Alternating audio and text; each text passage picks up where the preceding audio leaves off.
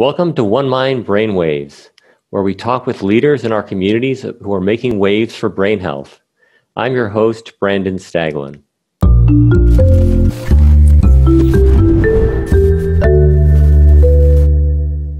Today's topic is the portrayal of mental illness in popular culture.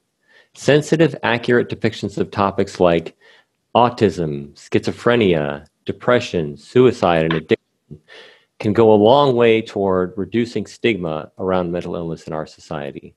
But when it comes to today's media and portrayals of mental illness, it's a decidedly mixed bag. We're going to talk today with two people who are leaders in the fight to reduce the stigma around mental illness in our society.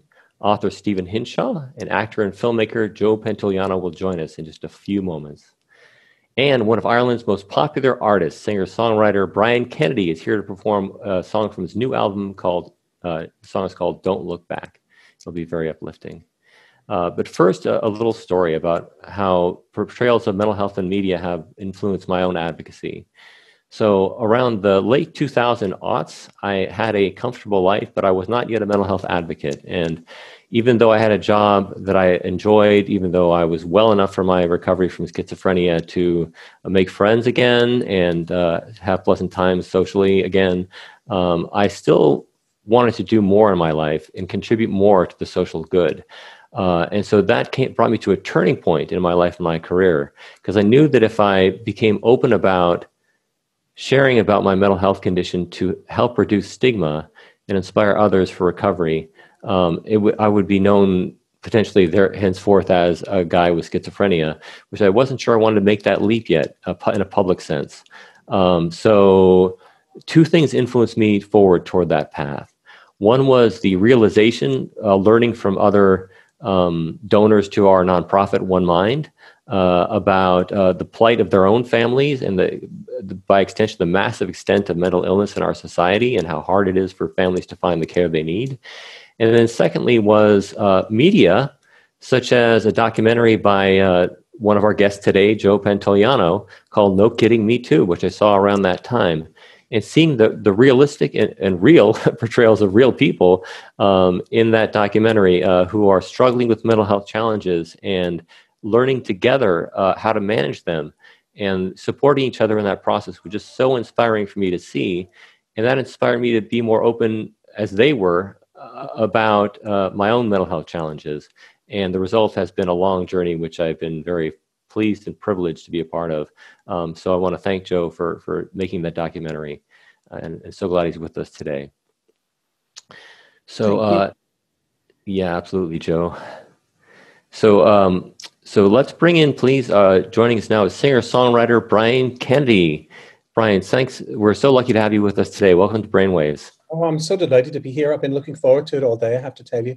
And, the more I do these kind of things, the more I learn about how important it is. I mean, I'm in the business of communication, but communication is changing before our very eyes. And one of the gifts I'm getting from the lockdown is having to, reimagine how to communicate. So I'm delighted to be here.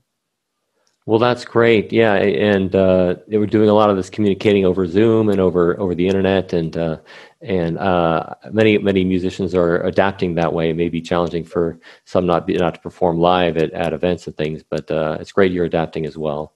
I am indeed. And I'm so glad you adapted to be with us today.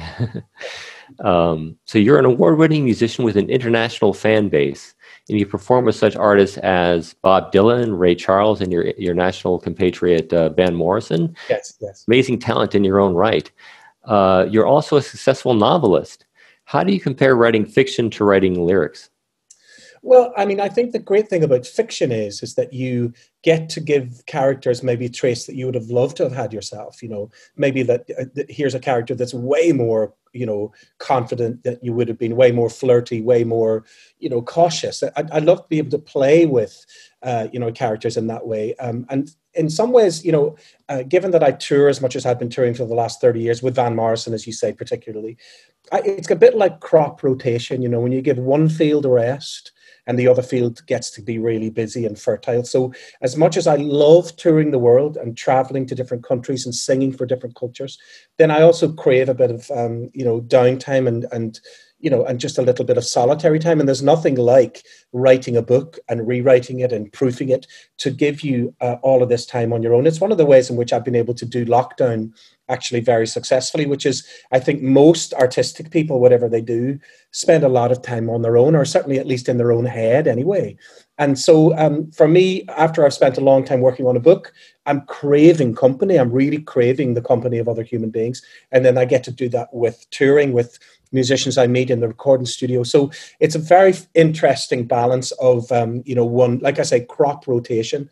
That field gets a rest from a particular thing, and then it moves forward. Wow, it's wonderful you have that balance in your life. You can kind of shift from one active type of activity to another, and use different parts of your mind, different parts of your heart, different parts of your brain to thrive in both those environments, and then they kind of play off each other for success in both, it sounds like. I mean, I think that what I'm really saying is, for me, being first and foremost, I'm a singer. I'm an untrained singer. I'm a very good example of how singing came first, before the business, before anything like that, before lessons. So for me, really, whether I'm singing or telling a story or interpreting somebody else's work, it's all about the voice. So for me, it's all about the same thing, really, but it just has different facets. Different media, whether you sing it or write it, I guess. Yeah, definitely. Yeah. And storytelling. I love to tell stories. One of my favorite artists would be somebody like Tom Waits, who's able to just tell a story within the confines of a tiny little piece of music. I mean, the great, I suppose, privilege with a song is you get to repeat the chorus, so that's a kind of a privilege. But in terms of writing a full novel or short stories, I just had a new short story published not long ago. And so you don't get to repeat the chorus. You have to kind of make sure you come up with something that makes sense in a very small way, short story wise. Fantastic. And you're very talented at that. You said that music has helped you actually to stay positive as you've dealt with some health challenges in your life. Yeah. And recovery has helped you to see the world in a different way. In what way is that? And can you tell us a bit about that, please? Yes, well, I mean, I see music as medicine. I really do. Whether I'm reaching out to somebody else's record, like I'm sure we all on the panel here have music that we might reach to in times of trouble. It would have been people like Joni Mitchell for me, or Kate Bush, or those kind of people that seem to be able to directly speak to you through these songs. And so for me as a writer, this far down the line, I was able to, when I was lying on my back in the hospital recovering from 9 hours surgery, I had to learn to walk again. I'd had my entire rectum removed because of where the cancer was. And so, of course, you ask yourself, how on earth do I see something positive within this? First of all, the surgery saved my life. And second of all, I'm a great visualizer. So I was lying there visualizing myself being well, walking on stage again, driving my car again, that I love to do. But most importantly, I would then visualize these kind of T-shirts that would say things like, "Don't look back," recovery, the "Get on with your short life" is another old song of mine. I just did this kind of T-shirt visualization. And then therefore I did visualize myself walking again, even though I couldn't at that moment. So I think that it's very interesting to have to be horizontal to then really just let your brain do all of the thinking and the healing, But music, I think, is an extraordinary healer. Definitely. It reminds me a bit of Stephen Hawking, how he was confined to a wheelchair. He was just an amazing thinker, some say, as a result of his being immobile. But it's moving to hear your story. And your new album is titled Recovery, and wonderful song from it called Don't Look Back. And you just mentioned that song. It sounds like that song is about, when I've listened to it, it's a beautiful song, about resilience and authenticity. What inspired you to write that song? What were you thinking about when you wrote it? I was again just thinking about life after surgery. I was thinking about taking the stigma away from stoma. I've ended up with 2 stomas, which of course one is a colostomy bag, one is an ileostomy bag.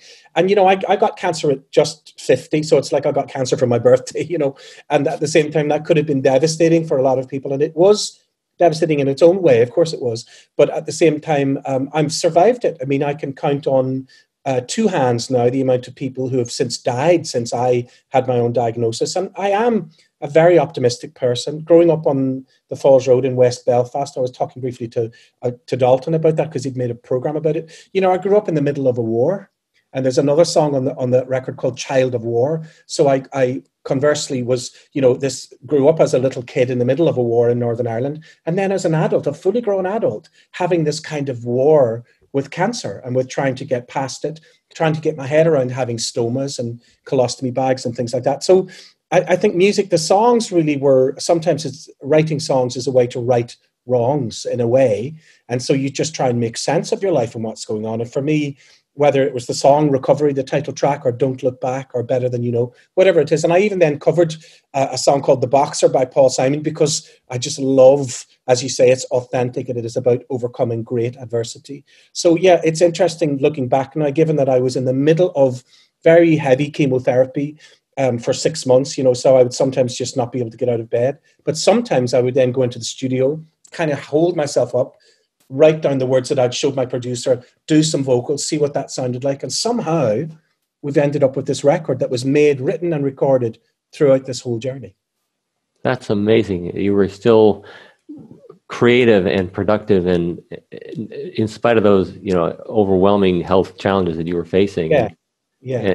And it comes from that place, you know, your new album. And it's often said that the greatest art comes from a place of pain and struggle. And yeah, there's a wonderful artist called Sean Scully, and I think he was quoting James Joyce at the time, where he says that he thinks that, you know, people are hurt into art. And I kind of love that phrase, you know, it kind of makes a lot of sense to me. yeah. Well, your song is very inspiring. I listened to it and I love the lyrics. And would you please perform Don't Look Back for us? Oh, God, I'd love to. It's my favorite thing now is to sing. So I'm just going to, with the modern technology that we have and all of that, I'm going to sing. So this is called Don't Look Back. You can all hear me, right? Good.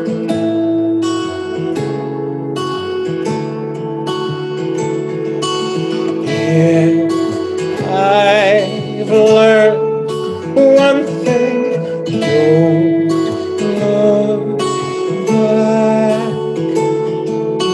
Just keep on moving. Don't look back. 'Cause sometimes we're all taught, when it comes to saying how we really feel, but you have to walk the walk.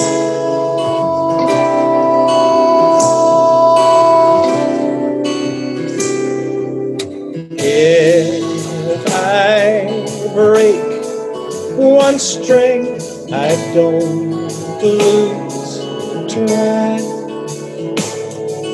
I just keep on playing. I don't look back. 'Cause sometimes I'm not sure if it's always good to tell the truth. But there's not much I can do.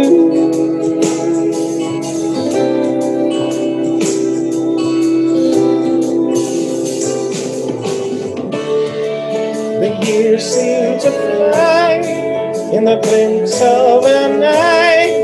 Well, just like you always said we would. So don't waste your life worried what others think of you.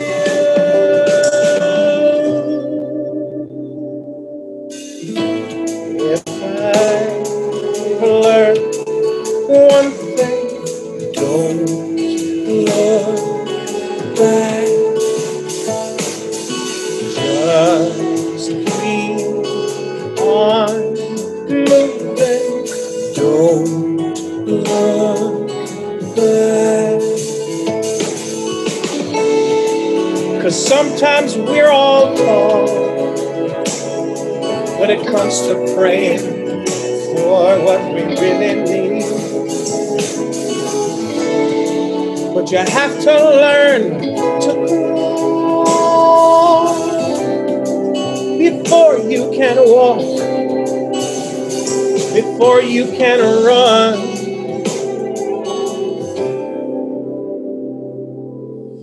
If I've learned one thing, don't look back. There live from Dublin. Ah, thank you. Thank you, Brian. What a gorgeous song. Man, that is so beautiful.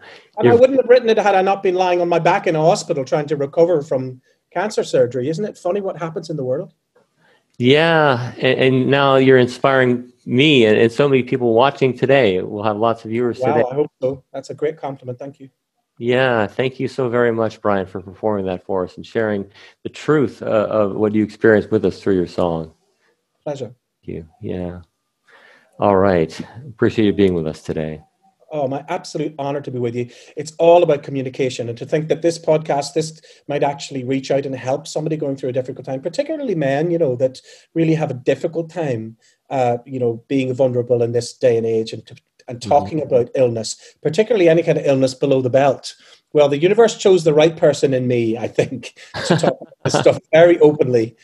So yes, good luck, gentlemen, and don't be afraid to get yourself checked. Not once, not twice, until you're happy. Okay. Thanks for sharing. Thank you. Pleasure. All right.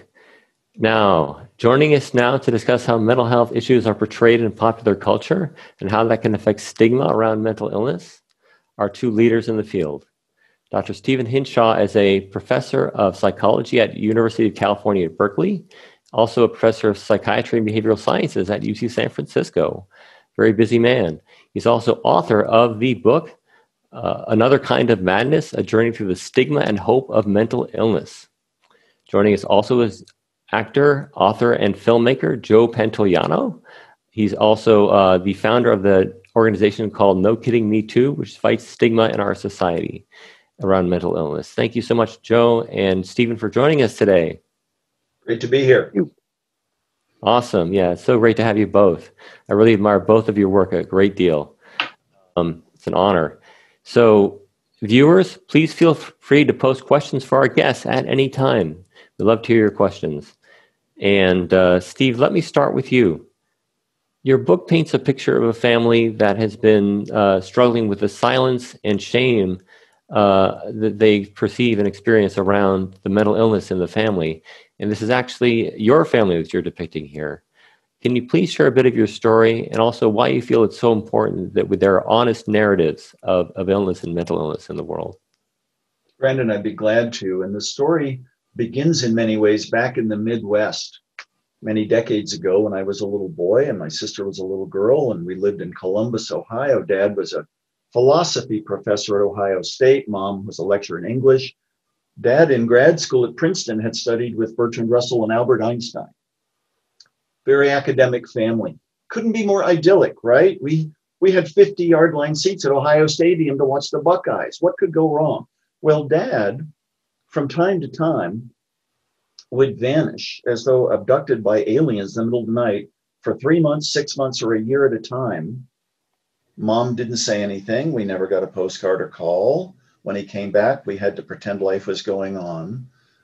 What we didn't know was that he was in some of the nation's worst mental hospitals, sometimes beaten, sometimes almost dying of starvation, for very severe mental illness. Not knowing anything, I, of course, blamed myself. This is what happens when the families don't talk. And what I learned from Dad, starting at age 18, I'd gone back east to college, came back home for my first spring break, was kind of glad to get out of this silent, mysterious home. Dad pulled me in his home library with all his philosophy and science books and said, "Son, perhaps it's time for you to learn about my life." This was shocking. Our family didn't really talk. So he began to tell me about when he was 16, back in Pasadena, California in the 30s, thinking and believing that he had sprouted wings, and if he flew, he would send a message to the world's leaders to stop Hitler and the fascists. So he tried to fly, jumping from the roof of his family home, crashing to the ground beneath. He survived, ended up for 6 months on an adult back ward, believing the Nazis had poisoned the food supply, losing 60 pounds, and the minister was called in for last rites. This was a very important 40-minute conversation I had. And I learned that Dad had been diagnosed with an unknown form of chronic mental illness, but that his family never spoke about it. And when my sister and I were little, he asked his lead doctor, at Ohio State. What do I tell my darling little children about my life of these highs and lows? And his doctor looked him in the eye and said, Professor Hinshaw, if your children ever learn of your mental illness, thought to be schizophrenia or schizoaffective disorder, later I helped diagnose it as bipolar disorder, if they ever learn of this in your hospitalizations, they'll be permanently destroyed. You and your wife are forbidden from ever mentioning the topic. That was the doctor's orders. There's a passage in the book where I say, what would we think of an oncologist today who, and Brian's very open about his cancer, I've got prostate cancer. What if an oncologist said to the father of a family, if your children ever learn about your cancer, they'll be permanently destroyed. Never talk about it. Cancer back in the 30s, 40s, 50s, and 60s was something you never put in the obituary of your great uncle or grandmother who died of it. It was a shameful disease that you probably brought upon yourself because you'd lost a will to live. Cancer is now a cause. The NFL behemoths will wear pink knee socks in front of the empty stadiums twice this fall to support breast cancer research. What color knee socks will they wear to support mental illness and stigma reduction? It's a trick question because there isn't that yet, but I think we're getting there.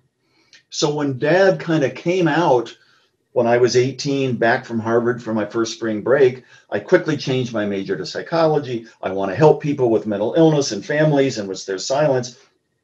It was great. It shaped my career. But at the same time, I didn't tell girlfriends. I didn't tell roommates, anybody, because I had inherited the same shame. I'd never be a psychology professor if I told any of my supervisors that I had this kind of family history. Only once I started to open up, not just doing my science and teaching, but writing and lecturing and talking and filming about my family's experiences and my own depressions, partly because of the blame I put upon myself. Once I started to open up like that, I knew that all the science is important, all the teaching is important, but disclosure and openness and humanization are the real solutions to fight stigma. So the book, Another Kind of Madness, why would I title the book that? It's a James Baldwin quote from Giovanni's Room, where he said, another kind of madness is people who remember and forget. Another kind of madness to me is the shame and silence and stigma. It's worse than any form of mental illness, because if you never talk about it and you don't get treatment, there's no hope. So my goal is to conquer this other form of madness, stigma, which is actually worse than any form of actual mental illness itself. So thanks for the opportunity to share a little bit about the book. Wow. Wow. And you've done so much work to reduce stigma in our society since then. And I really admire it. Thank you for sharing your story with our viewers as well as with the world through your book. Now, talking about the title of your book, Another Kind of Madness, you say stigma, as you just mentioned, is another kind of madness. And I agree, it is indeed worse than the consequences of mental illness directly. Yep. I've experienced stigma for years. I didn't tell anyone about my schizophrenia. I thought I'd be ostracized from my whole social circles. I thought that I couldn't get work. And when I got my first job, I didn't tell anybody about it. And that worked for a while, but it was a huge burden to carry, like hiding that major part of me. So it did feel liberating when I finally opened up, I think, as you may have felt as well. But when you talk about another kind of madness, can you talk about Hollywood portrayals of this other kind of madness, the influence this kind of madness, that is to say, and how do Hollywood portrayals, often stereotypes, sometimes increase the stigma that people perceive around mental illness? Well, I'll start off by saying I do see some very important signs of change of late. But throughout the history of newspapers and films and television and social media now, the predominant portrayals are still, even in 2020, of incompetence and violence or aggression and dangerousness. When I was a little boy, I watched Looney Tunes cartoons. Looney Tunes, half the characters in Looney Tunes portray sarcastically people with mental illness. And so little kids grew up with this for a long time and in many ways still do. I think we'll talk subsequently about some examples of some better portrayals in recent years, but the public face of mental illness is still today in 2020, pictures of young, deranged-looking men in their 20s who are school shooters, or B, the tents underneath freeway underpasses of homeless people who formerly might have been in institutions, and we've closed most of them down without community supports. Film and television have done a better and better job of more realistic portrayals, but we're still fighting, and we've done some research on this. Newspaper headlines fundamentally haven't budged since about 1990 in terms of these stereotypes that are still predominant. We've got a long way to go. Yeah, it's disheartening to see when there are stereotypical portrayals of mental illness and media like that. But there has been some motion in the right direction, as you mentioned, and one of those practitioners of that motion is with us today, Joe Pantoliano. Joe, thanks for being with us again. Viewers know you from your long career in acting in theater and film and television, including your Emmy Award-winning performance in The Sopranos, which was amazing. But you also have your own mental health journey, and I wonder if some of Stephen's story resonates with yours at all, through what you call brain disease. Can you please tell us a bit about your story and how it led you to advocacy? Well, what happened with me is that the madness that was living in my home wasn't so overt. So I never thought my mother to be mentally ill. I just thought she was Italian American. I thought it was a cultural thing. And I made a movie after I did The Sopranos. I made a movie about an Italian American family for selfish reasons, because I was taken, and a lot of cast members, we were taking hits by these anti-defamation leagues, Italian American anti-defamation league. So I wanted to play a caregiver who is affected by mental illness when his wife is diagnosed with schizophrenia. It's called Canvas, and it's told through the eyes of a 10-year-old boy, and how mental disease is a family affair, how it affects everyone in the family and in the neighborhood. And in doing this film, Joe Greco wrote the film, and his mom was in fact schizophrenic. But I was able to get my friend Marcia Gay Harden to play the woman in the film. And when Marcia started building this character, it reminded me of someone, and I realized it reminded me of my mother. And then in the course of making the film, I realized, or I had to look at my mother and think, well, maybe it wasn't willful. I always thought if she wanted to change, she could. And so maybe it was a disease. And if so, maybe that's why I feel this way. And so I asked for help. So in getting the help that I and a diagnosis, I felt like I had hit the lottery, because I thought what was going on with me was a character defect, and that I was completely to blame for feeling the way that I felt, that I put all of my ambition into these dreams of being successful, of playing characters in movies, and virtually getting inside my mother's 12-inch black and white TV. And that if I could be that person and be successful, that this feeling that lived inside of me would go away. And so the more success I was able to achieve, that feeling never went away. So the idea of making this story, and then people seeing it and talking to me, and they would say, no kidding, me too, I'm schizophrenic, or my brother's bipolar, or I tried to commit suicide several times. I really saw a need, just from my own experience of a dual diagnosis, comorbidity of clinical depression and drug addiction, and that the drug addiction and the alcoholism, whatever relief I was seeking, whether it was sex, that I just wanted to escape this feeling that was living in the pit of my soul. I just wanted to feel better. And whether that was jogging 7 miles or taking, 7 Vicodin. so I became fascinated by the idea of talking to like-minded people to eliminate. It's not a stigma. Stigma is just like a really fancy, nice word for discrimination, bigotry, and shame, because that's what it is. It's like we are ashamed. I was ashamed of myself for feeling the way I felt. And I was ashamed of my mother's behavior. And so once I realized that there were more people like me than less, that, mental disease, and the reason why I call it a disease and not like an illness, there's something permanent about that, that it never goes away. And just like the cold, like a common cold, if I were to get the flu, nobody ever came crashing into my bedroom saying, "Get out of bed. It's just a flu. Stop feeling sorry for yourself." When you get sick, a physical illness, you get a timeout. That's okay. Okay, he's got the flu. He'll be all right in 3 days.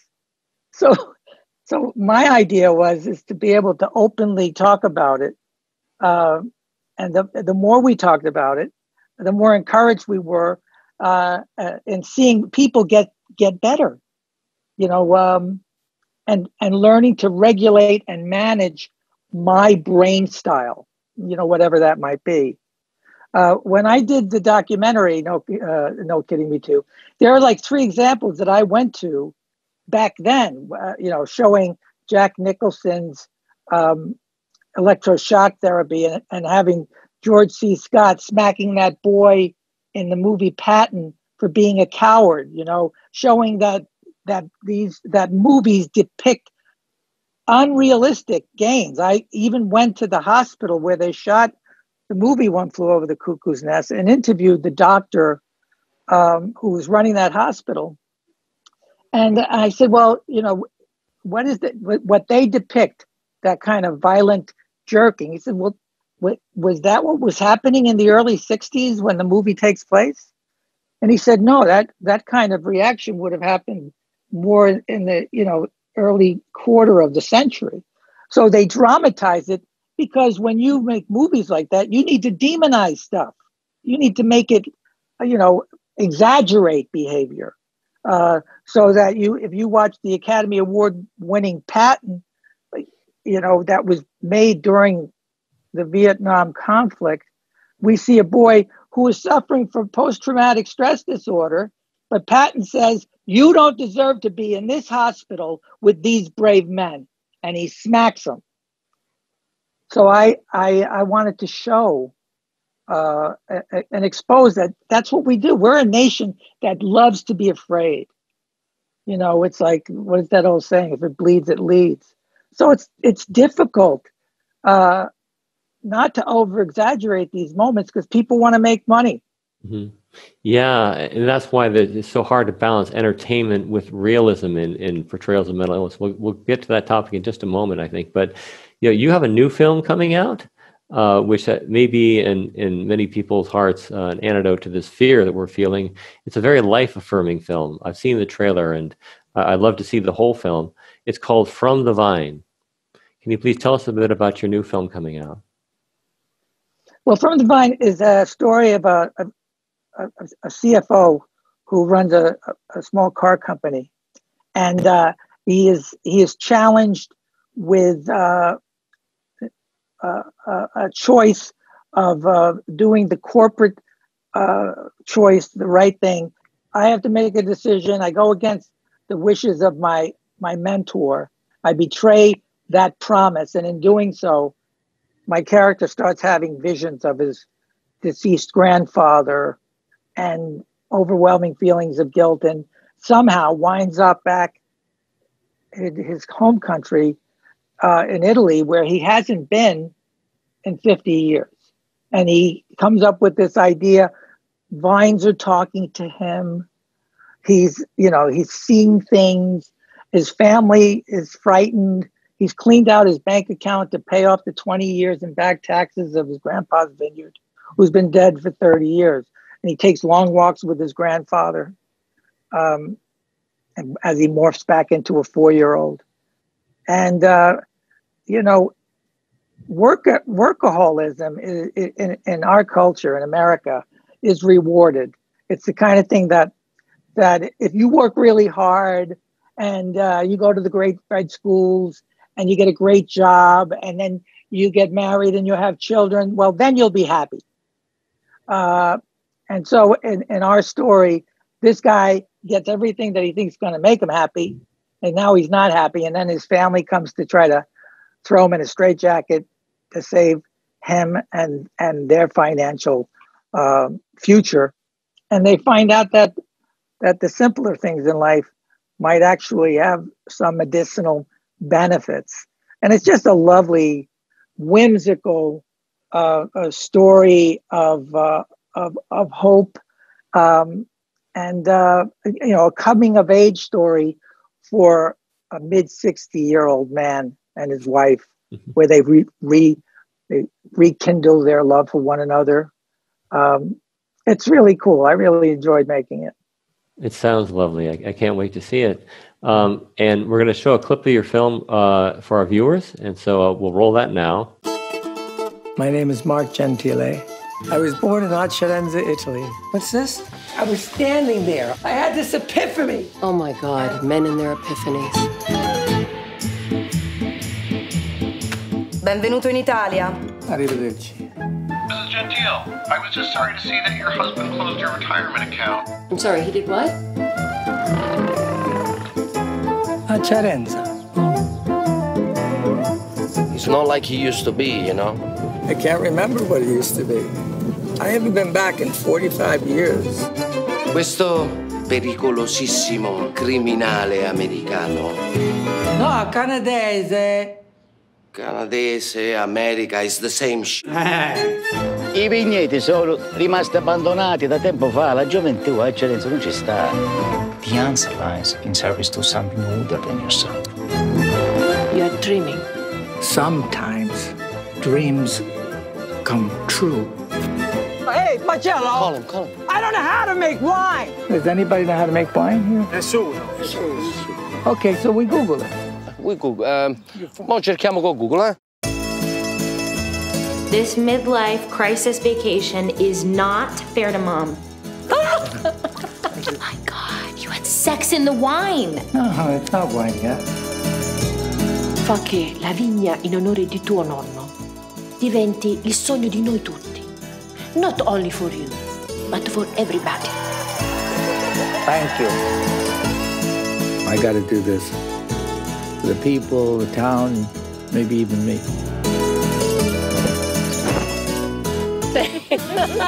Salute.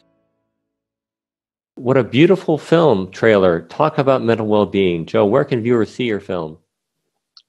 Well, if you're in Canada, you can see it now, video on demand, but it's going to be released in the United States. Goldwyn Pictures has picked it up, and it'll come out October 9th. So stay tuned. You can go to at Real Joey Pants on Instagram, or you, as you said, if you wanted to see the clip now, you could Google it, From the Vine movie. I think it's From the Vine movie. Yeah, I hope viewers will check that out. I hope it gets a lot of great viewing and success.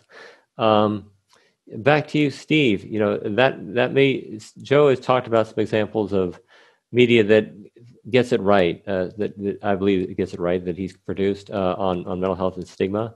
What do you think in general that the media gets right and gets wrong when tackling the subject of mental illness? And can you give some examples? So let's go back a couple of decades or more. Rain Man, Dustin Hoffman, in many ways it got it right with a man with high functioning autism, what used to be called Asperger's disorder, almost 20 years ago. Russell Crowe, John Nash, A Beautiful Mind. The film took some liberties that the book didn't. Sylvia Nassar's book was actually more realistic. I think Ron Howard's portrayals of what a delusion how real it might feel was incredible. In the last decade on Homeland, Carrie, with her bipolar disorder, sometimes subtle, sometimes not so subtle. These are the realistic and nuanced portrayals that bring an audience in, weren't necessarily bleeding and leading. Now we have, very recently, Joker. which studies have shown if you randomly assign people to see Joker versus another movie of kind of equal length and almost the same content, but not quite, people come out 2 hours later pretty much hating people with mental illness after they've seen Joker. The stereotypes of utter violence and disdain and disgruntlement. And as I said a few minutes ago, even though we're seeing more and more signs of human interest stories and realism and bringing science in, consultants to films now to help make more realistic depictions, the still prevalent views that people see are incompetence, foolishness, and violence. We know that people with serious mental illness are hardly ever more likely to perpetrate violence than others. And if they get treatment for people with delusions, et cetera, that goes away, but are much more likely than other people to be victims of violent crime. But that's never in the media, right? The stereotypes are still predominant. So increasingly, and Joe's recent film that I want to see right away now too, the everyday heroism, the everyday struggles. I mean, we talk a lot about celebrities coming out. That's great. But the depiction can be, I guess you're either a superhero or a supervillain. It's the everyday stories that have made cancer come to life and become a cause. Mm-hmm. And the more realistic, nuanced portrayals that people can identify with, I hope that's the wave of the future.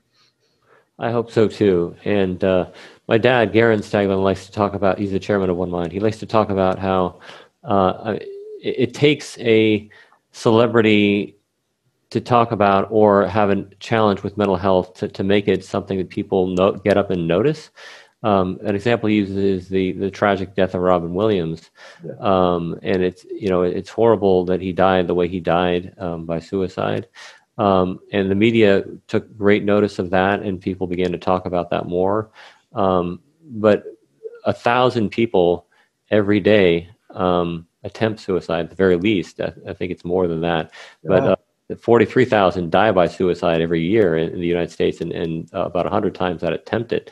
So those everyday stories of mental illness are really important to tell, because it's much more prevalent than we know, than many people know, and people can relate to the real people. Yeah. Not that celebrities aren't real people, but people who are more like them. Yes. Yeah. So everybody, thanks for joining us today. We're talking today about depictions of mental health in the media and mental illness in the media and how it influences stigma, with two leaders in the field of stigma reduction. One is author and actor and filmmaker Joe Pantoliano, and he's the founder of No Kidding Me Too, an anti-stigma organization doing great work. The other is Dr. Stephen Hinshaw, an author and activist for anti-stigma. He's also he's a professor at UC Berkeley and UC San Francisco. And viewers, don't forget, you can post questions for our guests anytime. We'd love to hear from you. And if you feel that you have something you'd like to share about mental health in the media, we'd love to hear your views on that and shows that you like or don't like on that. Also, if you feel this content is useful for you or somebody you know, please share this webcast with others. Thank you. So back to you, Steve, for a moment here.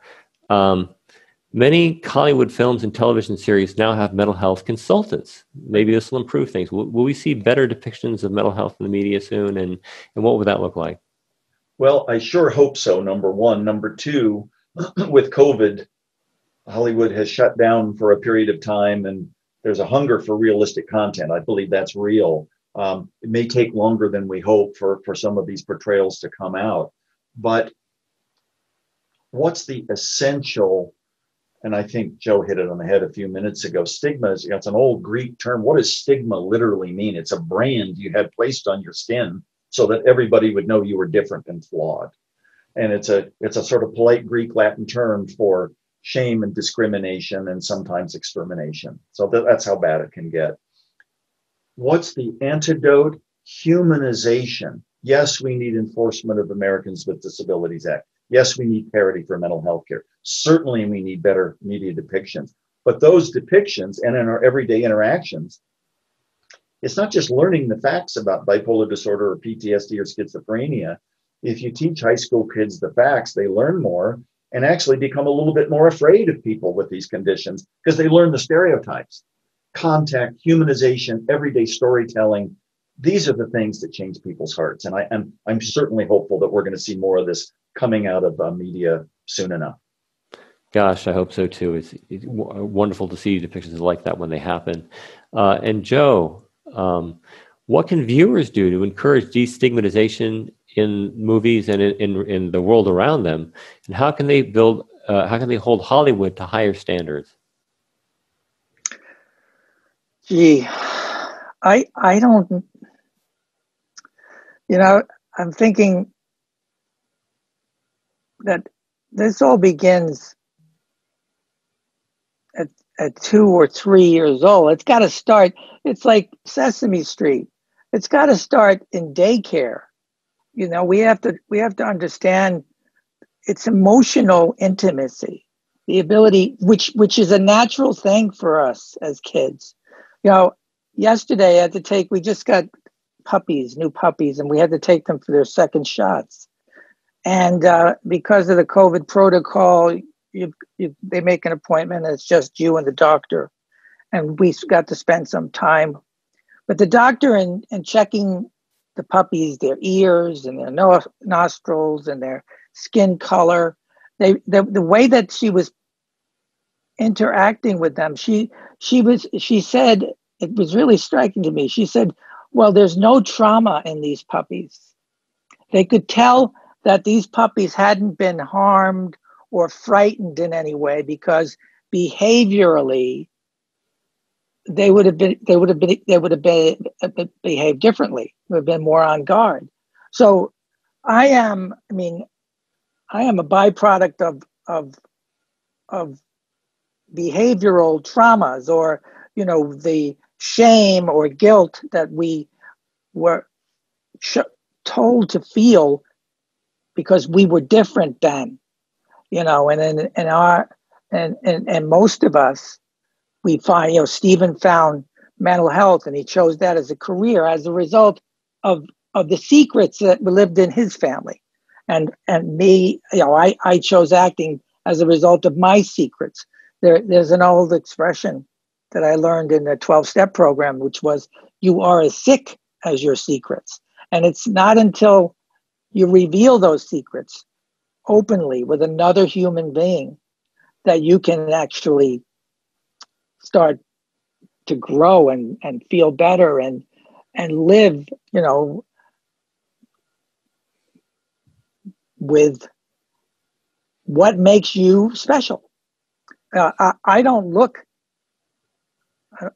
look at my emotional imbalance as a gift to my creativeness.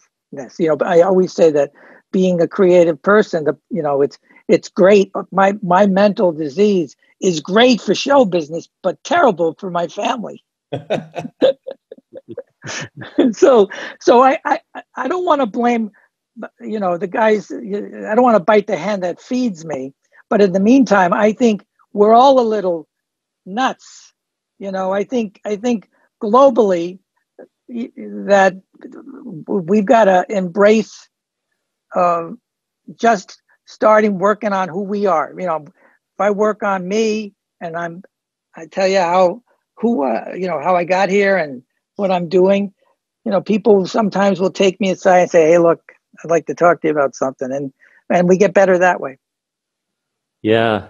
Sharing like that openly. And it is indeed takes a weight off of ourselves, but it doesn't add it to somebody else. It lifts the weight off of them too. It's kind of paradoxical. Yeah, right? It's unbelievable. Yeah. So it's amazing how you've turned your condition to something that's positive and built on your strengths, into a wonderful acting career that entertains and brings pleasure to so many people, as well as being an anti-stigma advocate to help change society. So thanks for your work there. So finally, Steve and then Joe, what is your message or words of hope for anyone who may be struggling with a mental health condition in silence, thinking they're alone, and due to stigma might feel discouraged from seeking help? So Steve first and then Joe. I have a few thoughts. Mental illness isn't them, the different. It's us. It's all of us. It's all of our families. We're all on a spectrum of creativity, a little bit of nutsiness, a little bit of humor, a little bit of rationality and sanity. once we realize how common mental disorders are, and they all exist on a spectrum, once we realize that recovery from very serious forms of mental illness is possible, we don't have cures yet. We need a lot more scientific work and funding, which One Mind is certainly providing and promoting. But once we get to the point of realizing that the average visit you make to your mental health provider gives you more relief over time than seeing your doctor for a physical illness, recovery is possible. And that we can't be back in the place I was in the 50s and 60s where you were not allowed to talk about it. I don't wear a sandwich board when I go out on campus, once we go out on campus again, that says Dad had severe bipolar and almost died, and I've had pretty serious depressions. I want to time it with whom I choose, and I need rehearsal and support. But what we can't have is the default where you can't talk about it, it's too shameful. A little bit of disclosure breeds disclosure, and all of a sudden that snowball's going down the hill, and we'll have a different society in a few decades. I really hope that's the case. I love that vision. I hope we have a side covered with that snowballs, covered in snow of honesty, and that'll be very refreshing for all of us. And well, I think that'll lift the weight off so many people as well. So thank you for that vision. Joe, what about you? What is your message or words of hope for people struggling with mental health and stigma? Well, it's only a struggle when you deny it. So I don't struggle with my brain disease. I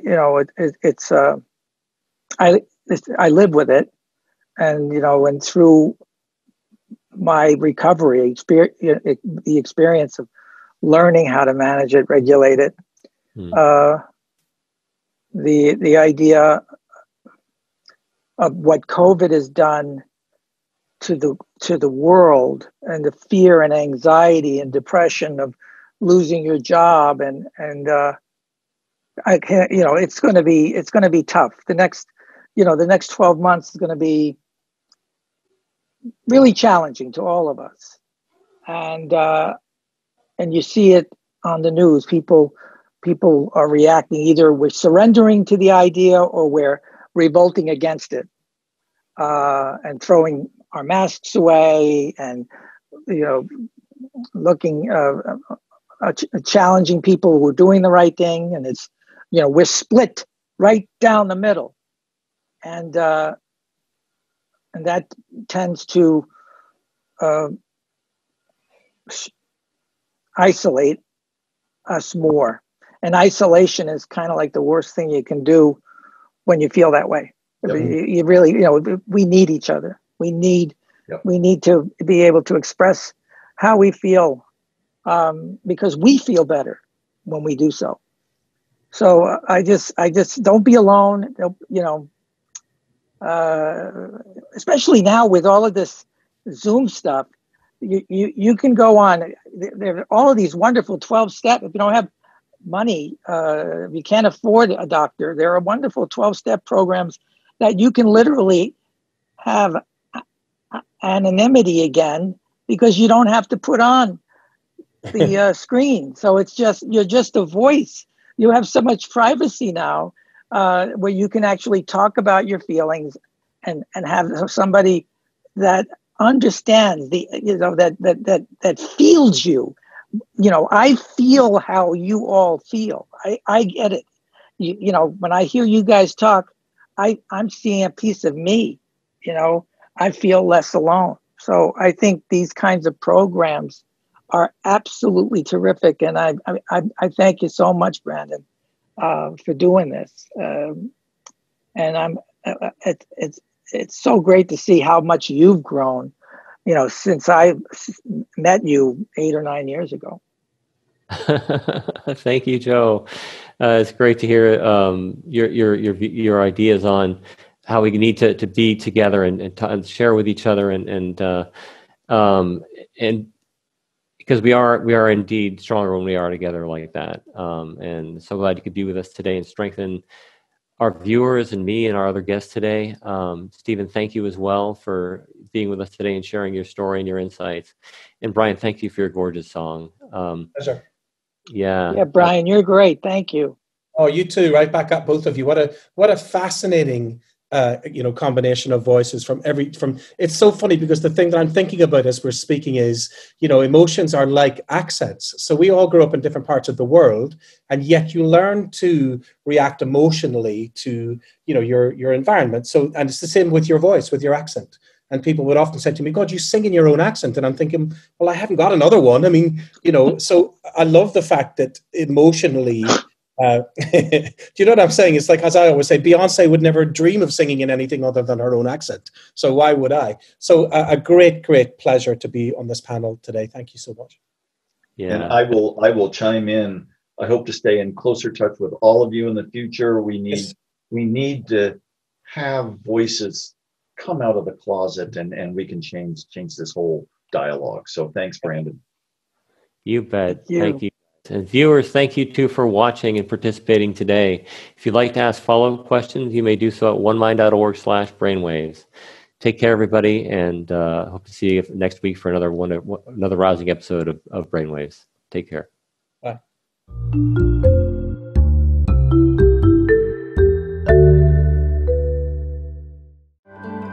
Most of the time, I just want to lay in bed. I don't want to talk to people. Mental illness is the world's leading cause of disability. And right now, our mental health is being put to the test. Who is leading the discoveries to provide quality mental health care from the lab to the front lines? We are One Mind, accelerating brain health for all. Help us fund new treatments at onemind.org.